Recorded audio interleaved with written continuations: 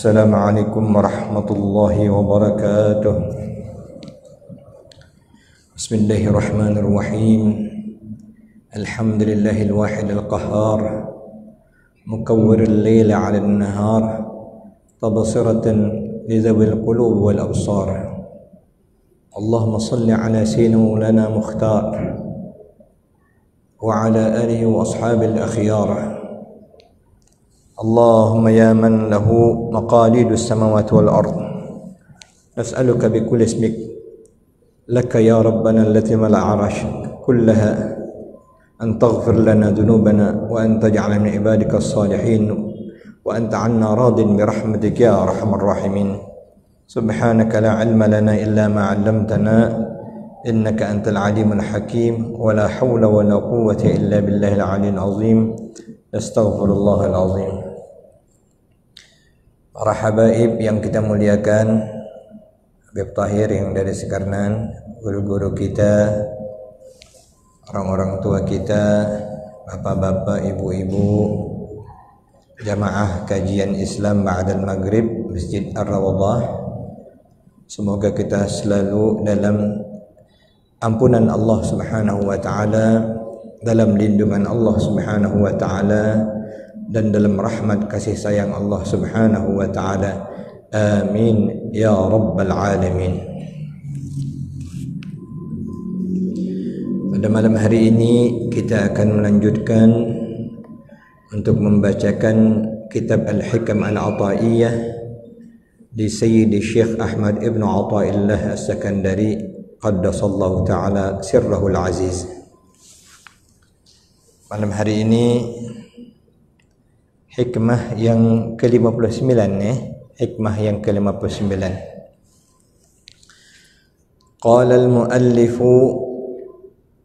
Sayyidina Syekh Ibn Ata'illah As-Sakandari rahimahullahu ta'ala wa nafa'ana bihi wa bi barakatihi fid dharain amin. Ma sabaqat aghsanu dhullin illa ala bidhri tam'in. Tidaklah tumbuh dahan-dahan kehinaan melainkan dari benih tamak. Wa qala syarihu, berkata pensyarah kitab ini Sidi Ibn Ubbad An-Nafari Ar-Randi rahmatullah alaih, al-busuqut tulu basaqatin nakhlatu busuqah. Itu dari kata al-busuq, maknanya at-tul, memanjang, tumbuh memanjang atau meninggi. Seperti perkataan basaqatin nakhlatu, pohon korma itu telah tumbuh meninggi. Busuqah,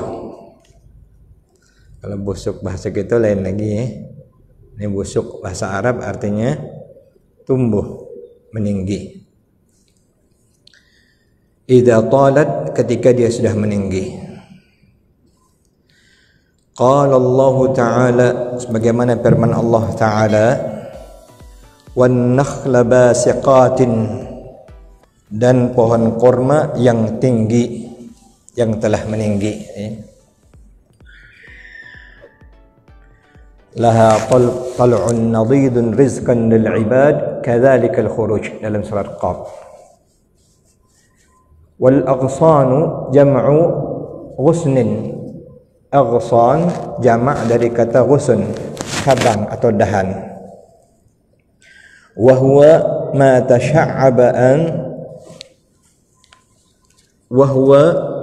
tasha'aba an suqis syajari, yaitu yang tumbuh atau bercabang dari batang pohon.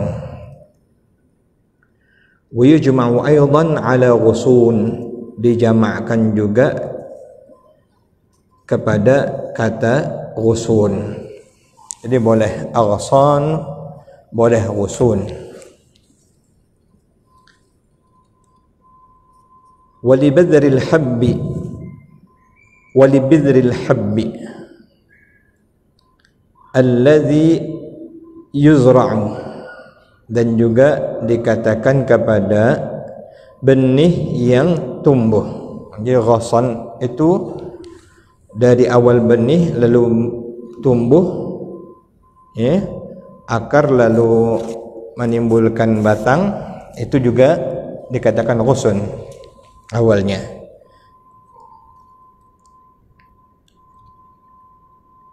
Wa hadhihi kulluha isti'aratun malihatun.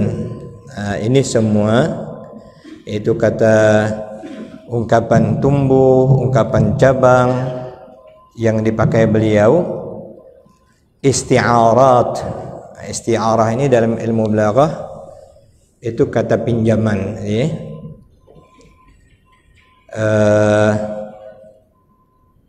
Di antaranya adalah kinayah, isti'arah, itu ungkapan-ungkapan pinjaman untuk menggambarkan sesuatu dengan cara yang dapat mendatangkan kedalaman makna. Malihatun, malihah itu manis, baik. Orang Arab kalau bilang seseorang itu cantik, kadang dengan kata jamilah, kadang dengan kata malihah. Malih itu manis. Tapi kalau milh, garam artinya, ya. Kalau salah sebut nanti maknanya bukan malah manis, malah masin. Milh. Malih itu manis atau tampan jika laki-laki, ke perempuan cantik. Wa tama'u, sedangkan tama', sifat tama' min a'zami afatin nufusi wa 'uyubiha al-qadihati. Sedangkan sifat tama' adalah a'zam afat an-nufus, sebesar-besarnya afat ini dari kata celaka, ya, juga dapat dimaknakan penyakit. An-nufus, jiwa. Wa 'uyubiha, dan aib-aib diri. Al-qadihati, yaitu aib yang menjatuhkan pemiliknya, menistakan pemiliknya. Fi ubudiyatiha, dalam ibadahnya. Bal huwa aslu jami'il afati, bahkan sifat tama' itulah asal daripada seluruh al-afati, penyakit-penyakit jiwa, atau dapat kita sebut penyakit-penyakit hati. Nah, di sini Imam Ibnu Athaillah As-Sakandari mengungkapkan bahwa cabang-cabang kehinaan itu tumbuh dari dasar atau dari benih ketamaan, kerakusan. Orang kalau sudah rakus, tidak tahu lagi halal haram hantam, hati go itu karena rakus. Tama', bahasa Arabnya tama'. Itu Pak Bawaihi, ya, Pak Bawaihi. Oh ya, Masya Allah. Dan tama' ini adalah aslu jami'il afati, asal bagi seluruh penyakit-penyakit hati. Kalau orang sudah punya sifat tama', yang lain muncul. Pelit pasti muncul orang tamak. Kucing jika dia timbul tamaknya, tidak mau dia bagi kawannya. Yang ada di piring itu dia angkatnya semua untuk dia sendiri. Berawal dari tamak, kikir. Akan timbul lagi iri. Lebih dahsyat lagi dengki. Tidak ingin kebaikan itu pada diri orang lain, dia ingin hanya pada dirinya. Setelah kita tu nak makan dewek, orang lantak lah. Jadi itu tamak. Wal'iyadu billah. Mudah-mudahan Allah melindungi kita dari sifat tamak. Jadi cabang-cabang atau itu cabang pohon kalau yang timbul itu apa namanya itu? Ranting ya, ranting ya. Ranting-ranting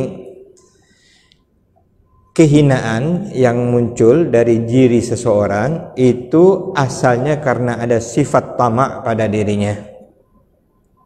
Nah, kalau sudah sifat tamak itu sudah mencokol dalam dirinya, timbullah penyakit-penyakit hati yang banyak. Na'udzubillah, tsumma na'udzubillahi min dzalik.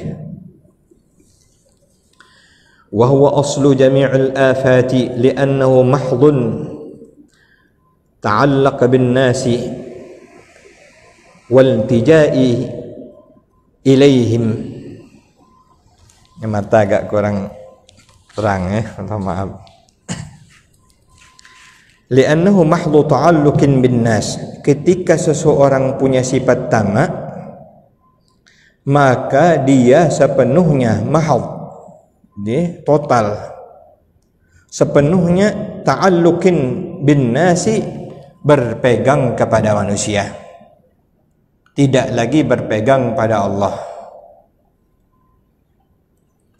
Wal tijai ilaihim, dan merujukkan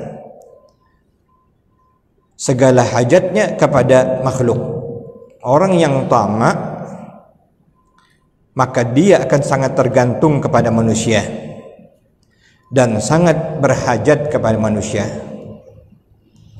Macam mana tidak? Yang nak ditamainya kan orang-orang, abangnya, kakaknya, kawan-kawannya, bahkan punya maknya yang satu-satunya cuman lagi dijualnya. Rumah mak tinggal, mak tak ada lagi rumah yang lain, dijualnya juga karena ketamaannya. Na'udzubillah. Maka orang yang tamak tersebut tidak bergantung kepada Allah, tetapi bergantung kepada makhluk. Wa'timadin alaihim wa ubudiyatin lahum. Bahkan orang yang tamak itu artinya menyembah makhluk. Na'udzubillah. Termasuklah dia menuhankan harta kekayaan yang dimilikinya. Maka dia sangat bergantung kepada harta kekayaan tersebut. Bahkan boleh jadi menganggap harta kekayaan itulah yang menjaminnya, menjamin keselamatannya, menjamin namanya, menjamin wibawanya, menjamin kehormatannya. Jadi segala-galanya dengan ukuran harta tersebut. Kenapa? Karena berdasar daripada sifat tamak. Ini pula yang dikhawatirkan oleh Rasulullah SAW.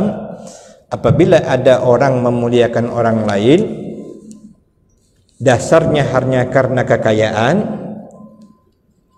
di mana Rasulullah SAW bersabda, atau kama qala, man tawada'a li ghaniyyin li ghinahu, siapa yang tawadhu, merendahkan dirinya kepada seseorang hanya karena kekayaan orang tersebut, faqad zahaba thulutsu dinih, sepertiga imannya, sepertiga agamanya telah hilang. Na'udzubillah. Jadi kalau ada orang memuliakan seseorang bukan karena Allah, bukan karena ketakwaannya kepada Allah, bukan karena kedekatannya kepada Allah, bukan karena orang yang baik, hanya semata-mata karena ukuran harta, kemewahan, dia sanggup mencium kaki orang tersebut, kapan perlu menjilatnya, na'udzubillah, mengambil muka dan sebagainya, maka hilang sepertiga agamanya. Nah, ini nak hati-hati kita, jangan sampai kita masuk kepada kategori orang yang menghormati orang lain ukurannya hanya semata-mata kekayaannya. Kalau ingin menghormati, ambil dalil umum. Nabi bersabda, laisa minna man lam yuqir kabirana wa lam yarham saghirana. Bukan termasuk golongan kami orang yang tidak memuliakan yang lebih tua daripada kami atau tidak menyayangi yang lebih kecil daripada kami. Dan pegang firman Allah Subhanahu wa taala, di mana Allah berfirman, inna akramakum 'indallahi atqakum. Sesungguhnya orang yang paling mulia di sisi Allah adalah orang yang bertakwa. Ini yang jadi ukuran kita. Kemudian jika ada ukuran zahir seperti nasab, keturunan Rasulullah SAW adalah yang wajib kita hormati, kita muliakan. Para alim ulama, karena Allah meninggikan derajat mereka, maka kita memuliakannya karena Allah. agar Allah merahmati kita, meridai kita, mencintai dan memuliakan orang yang dicintai dan dimuliakan Allah. Itu wajib hukumnya. Namun jika kita menghormati seseorang ukurannya hanya karena harta, itu semata-mata karena berawal dari sifat tamak yang ada pada diri kita juga, yang menganggap harta adalah segala-galanya. Na'udzubillah.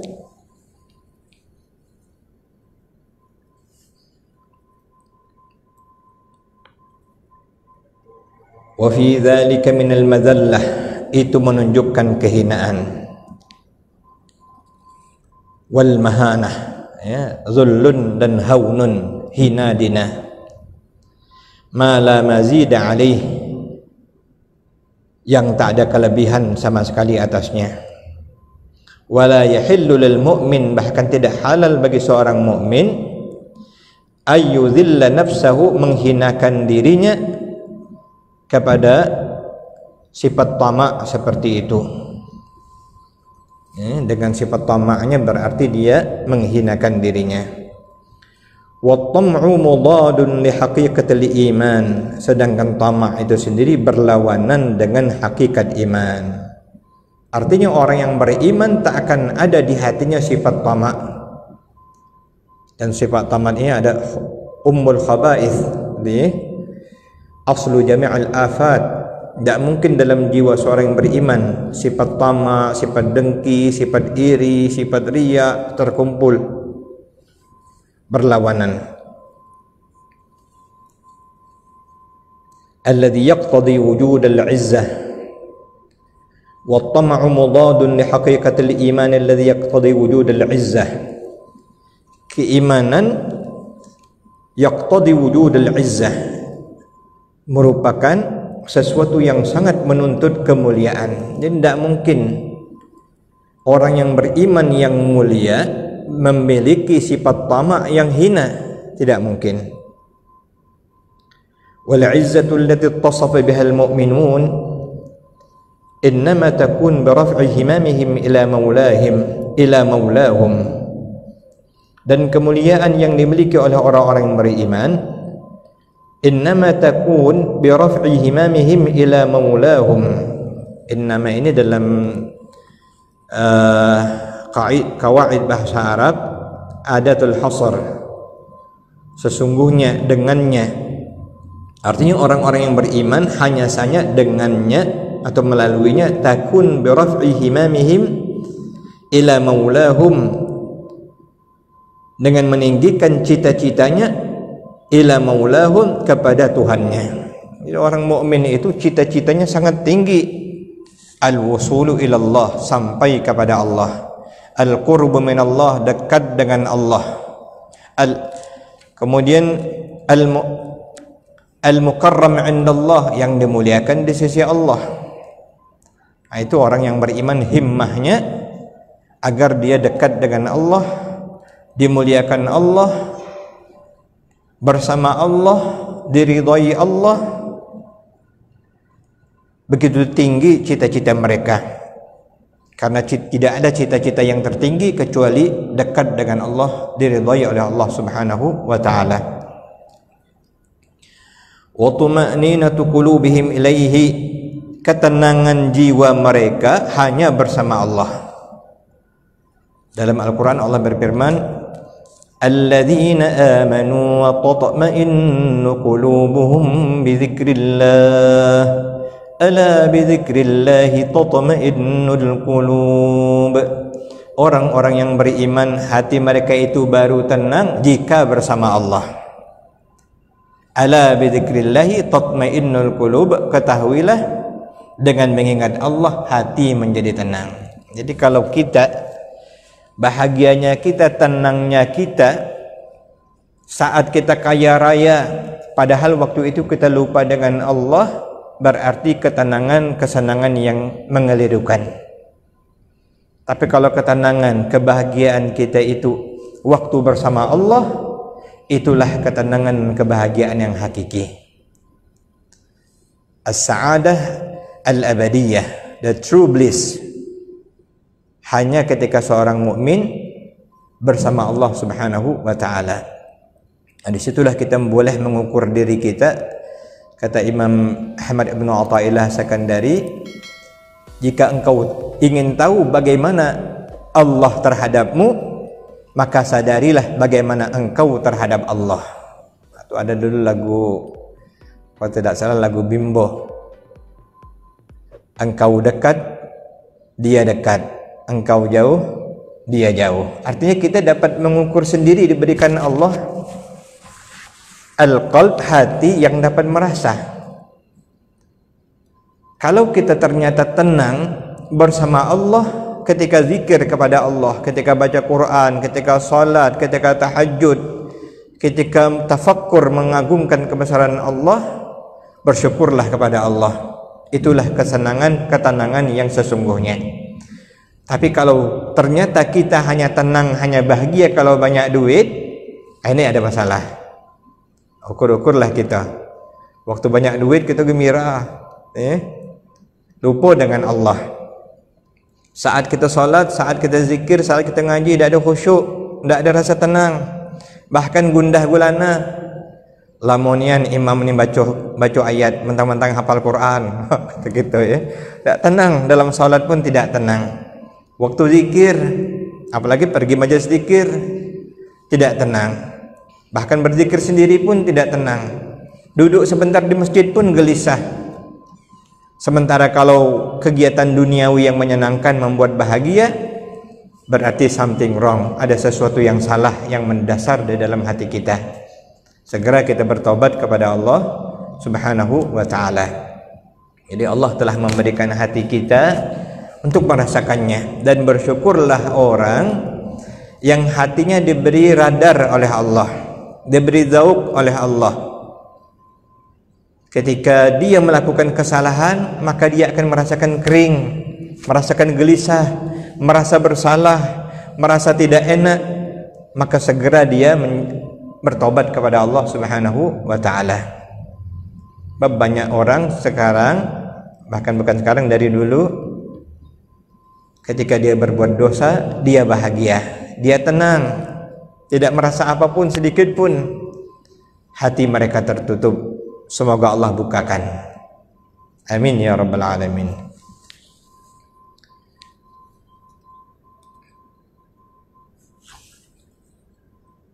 Wathiqatuhum bihi, thiqah mereka, keyakinan mereka hanya kepada Allah Subhanahu wa ta'ala. Al-Imam Muhyiddin Ibn Arabi Al-Syeikh Al-Akbar, yang bergelar dengan guru terbesar dalam dunia tasawuf, yang bergelar dengan Al-Kibritul Ahmar, belerang merah, dia mengatakan dalam munajatnya, Ilahi, wahai Tuhanku,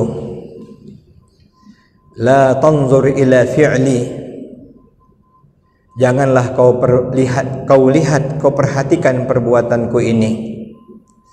Fa inni sayyi'ul amali, karena jika engkau perhatikan siapa aku sesungguhnya, maka tidak ada yang dapat aku tampilkan melainkan amal-amal buruk yang tak pantas engkau terima. Ilahi la tanzur ila amali fa inni sayyi'ul amali famali ghairu huzni zanni, aku tidak punya apa-apa melainkan husnuzan kepadamu. Aku yakin engkau baik, aku yakin engkau menyayangiku, aku yakin engkau mengampunkan dosa-dosaku ketika aku bertaubat kepadamu. Wa ma li ghairu husnuzanni bika, kepadamu ya Allah, ya thiqati, wahai keyakinanku, wa ya amali, wahai segala harapanku. Nah, itu thiqah. Ya, orang yang mukmin itu thiqah mereka, keyakinan mereka, kebergantungan mereka hanya kepada Allah. Duna man siwahu, tidak kepada selain Allah. Fahadihi hiyal izzatu allati manahaha Allahu 'abdahu al-mu'mina. Inilah izzah, kemuliaan yang sesungguhnya yang dianugerahkan Allah kepada hambanya yang beriman.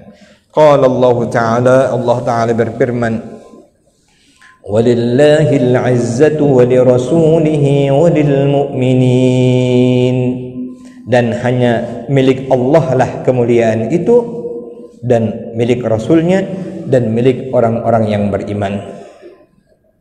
Dalam Al-Quran Allah berfirman terhadap orang-orang yang beriman, jangan minder dengan orang-orang kafir. Wala tahinu wala tahzanu, jangan kamu merasa terhina, jangan pula kamu berduka. Wa antumul a'launa, sesungguhnya kamu itu tinggi. In kuntum mu'minin, jika kamu orang yang beriman. Kalau orang yang beriman ini wajib kita merasa izzah, karena al-izzatu lillahi wa li rasulihi wa lil mu'minin. Jangan sampai kita minder dengan orang-orang kafir, apalagi dengan orang-orang yang menyombongkan diri, karena orang yang beriman itu mulia di sisi Allah Subhanahu wa ta'ala. Wa kama anna al-izzata min sifatil mu'minina, sebagaimana kemuliaan itu adalah karakter orang yang beriman. Kadzalikal madzallatu min akhlaqil kafirin, demikian pula maka kehinaan itu karakter orang-orang kafir. Wal munafiqin, dan munafikin. Orang beriman memiliki kemuliaan, sementara bagi orang kafir dan munafik, bagi mereka adalah kehinaan. Qala Allah Ta'ala, firman Allah Ta'ala, innal ladzina yuhadduna Allah wa rasulahu ulaika fil adzallin, sesungguhnya orang yang memusuhi Allah dan Rasulnya, mereka itu adalah orang-orang yang terhina. Qala Abu Bakar al-Warraq al-Hakim radhiyallahu ta'ala anhu, berkata Imam Abu Bakar al-Warraq al-Hakim, semoga Allah meridainya, lau qila lit-tam'i man abuka, andai ditanyakan kepada si tamak, man abuka, siapa ayahmu? Qala asyakku, kalau tamak itu ditanya siapa bapakmu, maka dia akan menjawab, bapakku, ayahku adalah asyak, keraguan. Fil maqduri, terhadap takdir Allah Subhanahu wa ta'ala. Orang yang ragu dengan ketetapan Allah, tak yakin dengan ketetapan Allah, itu adalah ayah daripada sifat tamaknya. Artinya anak beranak dengan sifat tamak tadi. Makanya Nabi mengajarkan kita doa, Allahumma inni a'udzubika minasyakki wasyirki wasyiqaqi wan nifaqi wa su'il akhlaqi. Dan para ulama mengingatkan, orang yang bertanya sesuatu yang menimbulkan syak pada dirinya, itu dapat mendatangkan dosa yang sangat besar. Makanya ketika Imam Malik saat ditanya tentang bagaimana istiwanya Allah, bagaimana Allah bersinggasana di Arasy, maka beliau menyimpulkan pertanyaan seperti ini adalah pertanyaan yang bid'ah, yang tak sepantasnya ditanyakan oleh orang yang beriman kepada Allah Subhanahu wa ta'ala. Amarah bahkan disuruhnya mengeluarkan orang yang bertanya bagaimana Allah bersinggasana di Arasy tersebut. Jangan timbulkan keraguan. Kalau kita mendat, syaitan sangat suka yuwaswisu fi sudurin nas, memberikan was-was ke dalam jiwa manusia, dibikinnya kita syak, berdoa jadi tak khusyuk, sudah diberikannya sinyal tak bakalan kabul tak doa kau itu.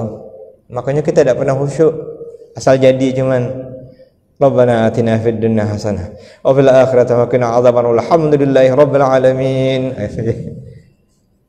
Karena sudah di hati diberikan was-was, syak.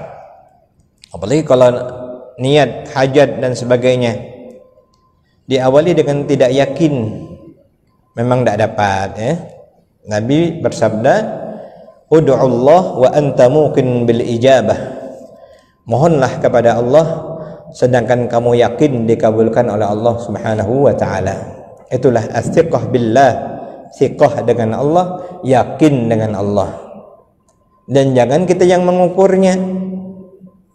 Kalau berdoa kita mengukur dewek, kabul tak kabul itu ukurannya ukuran kita, ataupun kabulnya menurut kita, maunya bagaimana kita. Kalau tidak sama dengan permintaan kita, tidak ada kabul. Tidak. Imam Ahmad bin Athaillah dalam Al-Hikam ini juga mengungkapkan, kama yurid walaysa kama turid. Yang Allah bagi kepadamu sebagaimana yang Allah inginkan, bukan sebagaimana yang kamu inginkan. Kehendak Allah. Dia pemilik kita, Dia yang menggerakkan hati kita, Dia yang menggerakkan mulut kita, Dia menggerakkan tubuh kita. Lalu Dia juga yang memberi apapun yang Dia inginkan. Kama yurid walaysa kama turid. Ada sebuah ungkapan, anta turid wa ana urid wallahu yaf'alu ma yurid. Kau nak ini, aku nak itu, tapi Allah juga yang menentukan apa yang Allah inginkan. Karena itu kita bersyukur seperti malam hari ini kita mau duduk hadir karena Allah menginginkan kita hadir. Allah gerakkan, Allah berikan taufik kepada kita. Allah ingin dengarkan melalui mulut saya sendiri mendengar, kita semua mendengar nasihat-nasihat dari Sidi Ibnu Athaillah As-Sakandari. Dan kita yakin ketika Allah sengaja memilih kita mendengarkan ini, Allah menginginkan kita menjadi baik, menjadi dekat dengannya, menjadi mengutamakan Allah, menjadikan segala apa yang kita miliki sebagai fasilitas untuk Allah, dan berupaya untuk hanya berbahagia bersama Allah Subhanahu wa taala fi lutfin mu'afiyah, dengan kelembutan dan kasih sayang Allah Subhanahu wa taala. Ini lagi-lagi ada catatan, tidak berarti kita tidak menginginkan dunia, tidak. Dunia fasilitas, boleh kita menginginkannya. Namun ingat bagaimana kita dapat menjadikan Allah lah segala-galanya, Allah lah tujuan kita, Allah lah kebahagiaan kita. Dunia ini sebagai sebab-sebab yang menjadi penolong-penolong saja, khidmah bagi kita. Sebenarnya kalau kita berkhidmah kepada Allah sepenuhnya secara total, dunia pasti berkhidmat kepada kita. Kalau tujuan kita akhirat, Allah bagi kita dunia. Tapi kalau tujuan kita hanya dunia, Allah tak bagi kita akhirat. Dalam sebuah hadis qudsi yang saya dengar dari guru kita, paman saya, Syekh Muhammad Bakhid, yang berbunyi, ya dunia, wahai dunia, akhdim man khadamani. Berkhadamlah engkau kepada orang yang berkhidmat kepadaku, kata Allah. Jadilah engkau hamba sahaya bagi hamba yang beribadah kepadaku, yang menuhankanku. Maaf. Ya dunia, ikhdam man khadamani. Wahai dunia, berkhadamlah engkau kepada orang yang berkhadam kepadaku. Wa akhdim man khadamak. Jadikan khadam yang sesungguhnya orang yang berkhadam kepadamu. Nah, ini catatan penting. Ya dunia, ikhdam man khadamani. Wahai dunia, berkhadamlah engkau kepada orang yang berkhadam kepadaku, kata Allah. Wa akhdim man khadamak. Dan jadikanlah khadam orang yang berkhadam kepadamu.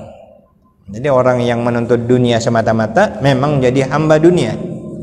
Tapi orang yang menjadi hamba Allah, maka dunia akan berkhadam kepadanya.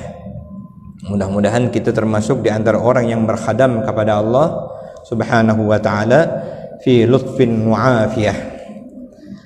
Mudah-mudahan Allah senantiasa mengasihi kita, menolong kita, menjadikan kita semakin dekat kepada Allah Subhanahu wa ta'ala dengan jiwa dan raga kita. Dekat kita kepada Allah Subhanahu wa ta'ala akan diberikan Allah perantara-perantara utamanya. Perantara utamanya adalah ketika kita dekat dengan Rasulullah sallallahu alaihi wasallam. Ketika jiwa kita lebur hadir bersama Rasulullah sallallahu alaihi wasallam. Dan turunannya adalah kepada orang-orang yang saleh. Rasulullah SAW mengingin kita yang terbaik. Rasulullah SAW mengabdikan jiwa dan raganya agar kita semua menjadi hamba-hamba Allah yang selamat dunia dan akhirat. Dan Rasulullah SAW menginginkan kita berada di hadapan Allah Subhanahu wa ta'ala. Dia ingin kita semua menjadi hamba-hamba terbaik di sisi Allah Subhanahu wa ta'ala. Karena itu dalam perjalanan kita menuju Allah Subhanahu wa ta'ala, para ulama salihin dan tentunya Rasulullah SAW adalah pintu terdekat, terbesar, teragung yang menyampaikan kita kepada Allah Subhanahu wa ta'ala. Karena itu kita diajarkan untuk selalu menghadirkan rasa di hati kita. Dan rasa yang paling tinggi nilainya adalah rasa cinta.